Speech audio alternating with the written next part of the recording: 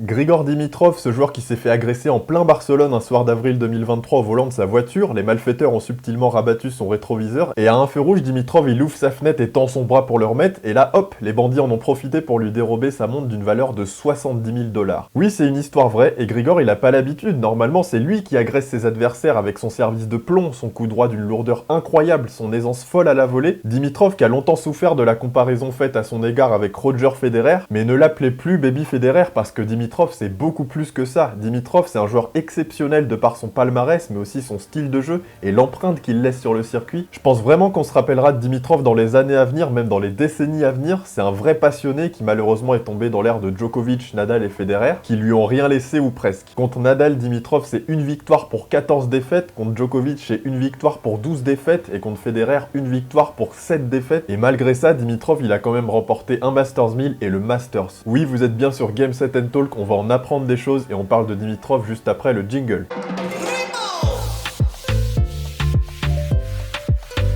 Grigor Dimitrov, une carrière extraordinaire. Alors on va pas y revenir dans le détail, mais je vais vous donner les points d'étape peut-être pour que vous les ayez en tête. Dimitrov, il fait son arrivée dans le top 100 en 2011. Donc 2011, rendez-vous compte, il a une longévité complètement folle. À Miami, en 2012, il bat son premier top 10, c'est Thomas Berdych. Et fin 2012, il finit l'année 48e mondial. En 2013, il remporte son premier titre à Stockholm en battant Federer en finale. Et d'ailleurs, vous voyez les joueurs que je vous cite, Federer, Berdych, et Dimitrov, il va vite s'immiscer dans ce cercle assez fermé de joueurs exceptionnels, mais qui ont comme seule limite le Big Three, et d'ailleurs Nishikori en fera partie aussi. Et d'ailleurs cette année-là à Madrid, il réalisera une performance exceptionnelle contre un joueur pas trop mauvais, mais on y reviendra un peu plus tard. En 2014, il joue sa première demi-finale en Grand Chelem, c'est à Wimbledon, il bat Andy Murray en quart de finale, donc Murray qui est quand même tenant du titre chez lui. Donc imaginez un peu la performance de battre Sir Andy Murray sur le central de Wimbledon chez lui, ça en dit long sur la force mentale de Dimitrov et de son tennis qui devient méga solide. D'ailleurs en 2014, il remporte 3 tournois sur les 3 surfaces différentes, ce qui illustre quand même sa polyvalence,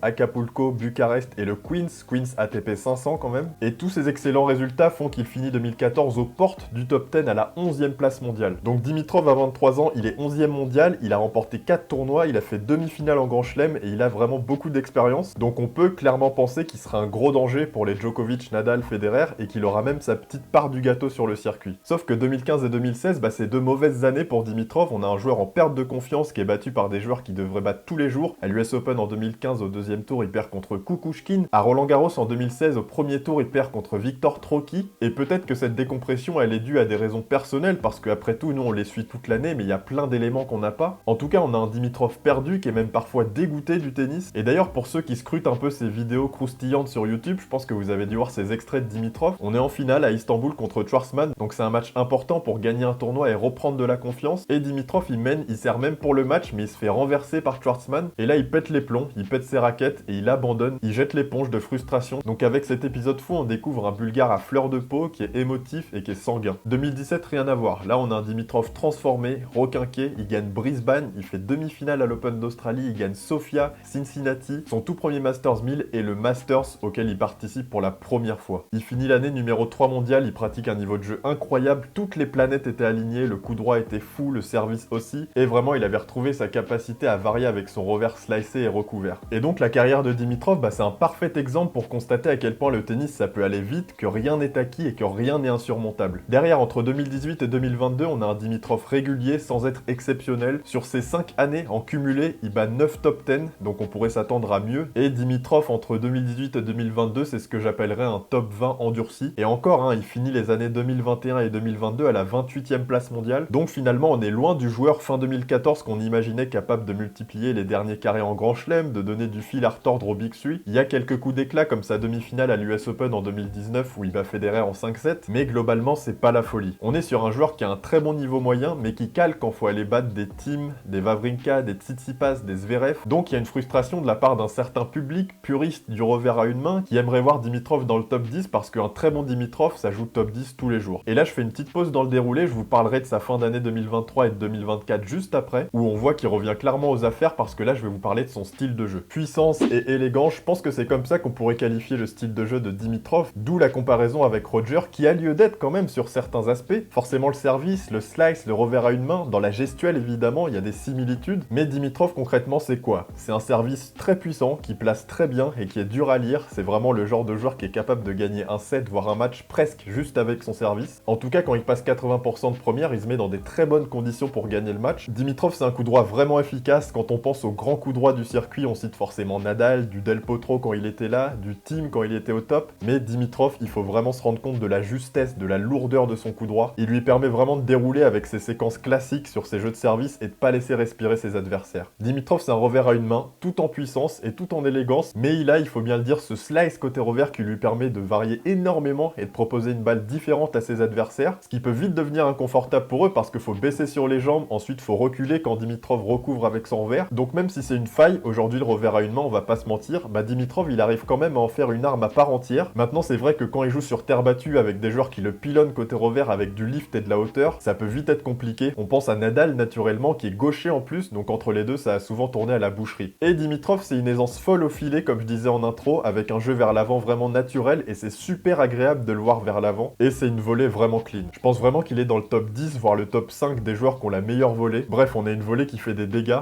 un peu comme Roger finalement. Et dernier aspect important à mentionner pour Dimitrov, c'est son physique. Dimitrov c'est une machine physique qu'il a construit tout au long de sa carrière, c'est un énorme bosseur et il s'est vraiment étoffé et ça se voit, il est capable de tenir des heures sur le court, pas comme à l'époque où il pouvait flancher à ce niveau-là. D'ailleurs, souvenez-vous de cette scène complètement folle que j'ai revue pour la vidéo. On est à Roland-Garros en 2012 contre Gasquet au deuxième tour et après un énorme rallye de 32 coups, Dimitrov il tombe, il est pris par des crampes et il peut plus se relever. C'est affolant, il est à terre, il est souffrant, il y a le juge de ligne et l'arbitre de chaise qui viennent et la scène elle est complètement folle. Et aujourd'hui c'est des scènes qu'on voit plus du tout parce que les joueurs sont de plus en plus prêts pour de tels combats. De retour aux affaires, et oui depuis quelques mois ça vous a pas échappé, Dimitrov il redevient grand, même très grand. Il retrouve sa splendeur, sa puissance, sa justesse, ses séquences redoutables et ses adversaires en font vraiment les frais. Pour vous prendre les gros résultats, fin 2023 il fait demi-finale à Shanghai en battant Vukic, Kachanov, Alcaraz et Jarry. Il fait finale à Bercy en battant, accrochez-vous bien, Musetti, Medvedev dans un match de dingue, Bublik, Hurkacz et Tsitsipas. Derrière en 2024, il joue Brisbane et il le gagne. Il fait finale à Marseille, demi-finale à Rotterdam, finale à Miami en battant Tabilo, Hanfmann, Hurkacz,